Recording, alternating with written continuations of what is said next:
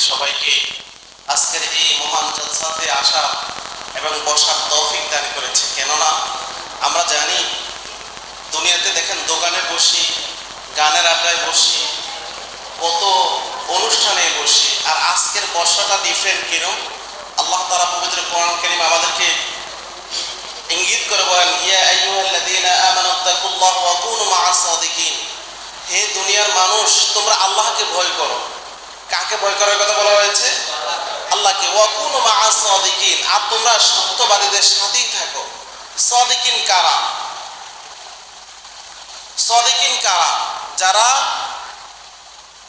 ইমাম মালিক রাহিমাহুল্লাহ আলাইহি উনি বলেন যে দুনিয়ার জমিনে দুই শ্রেণীর মানুষ আছে। কয় শ্রেণীর মানুষ? এক শ্রেণীর মানুষ হলো যারা ইলমে শরীয়তকে মানে, তাজকিরাতুন নফসকে মানে।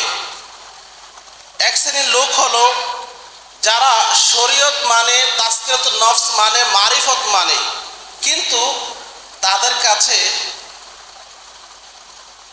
মারিফতের অংশটা থাকে না। মানে যারা শরীয়ত মানে তারা কি করে না? মারিফতকে মানে না। আরেক শ্রেণীর লোক হলো এরকম যে যারা মারিফত মানে, শরীয়তকে মানে না। আমার কথা কি আপনারা বুঝতে পারছেন? আমি সহজ ভাষা আপনাদেরকে বলে দিই, লাইভে হচ্ছে।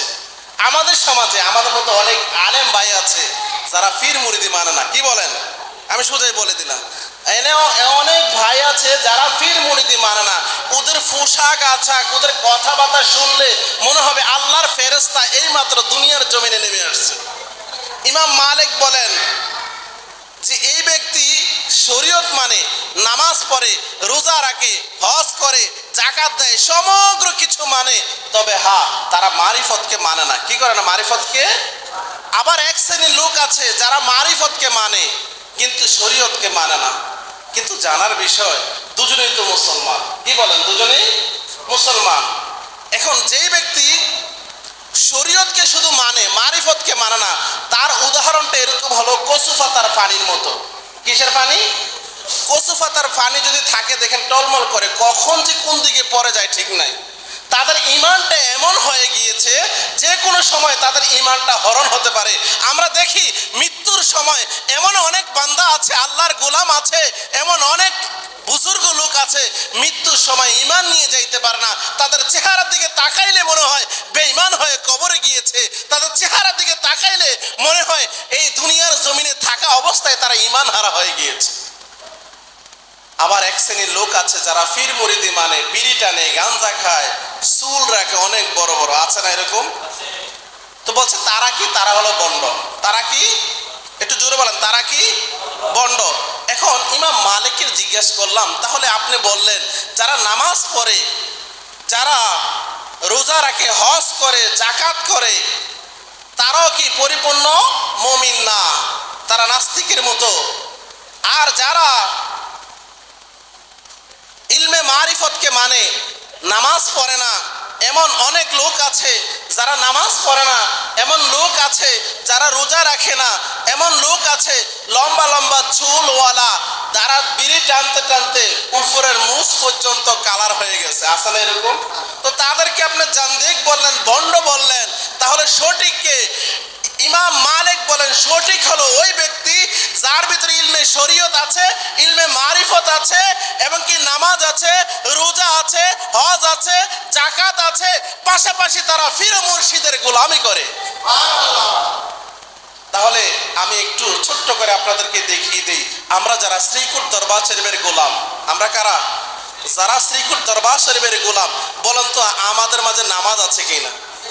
আপনি তাকিয়ে দেখেন, আলহামদুলিল্লাহ সারা বাংলাদেশে বর্তমানে যত আলেম আছে শতকরা 80% আলেম আমার শ্রীকুট দরবার শরীফের গোলাম। তাহলে আমাদের ভিতরে নামাজ আছে, আছে কি না? রোজা আছে, হজ আছে, যাকাত আছে, পাশাপাশি আমরা তাজকিরাতুন নফসের জন্য আমরা শ্রীকুট দরবার শরীফের গোলাম হয়ে গেলাম, বায়াত গ্রহণ করলাম, ওইখান থেকে তাজকিরাতুন নফসের তালিম নেব। তার মানে যারা শ্রীকুট দরবার শরীফের গোলাম, তাদের ভিতরে শরীয়ত আছে, তরিকত আছে, হাকিকত আছে, মারফত আছে, দেন তারাই হলো হক। আমার কথা না, ইমাম মালিক বলেছেন। তাহলে আজকে আমরা এখানে আসতে পেরে আমি নিজেকে ধন্য মনে করি। কেননা আজকে এমন একজনের নামে উরুস, সুবহানাল্লাহ, যার নাম নিয়ে নিলেও কলিজাটা ঠান্ডা হয়ে যায়, যার নাম নিলেও আল্লাহ তাআলা আমাদের আমল নামায় নেকি দান করে দেবে।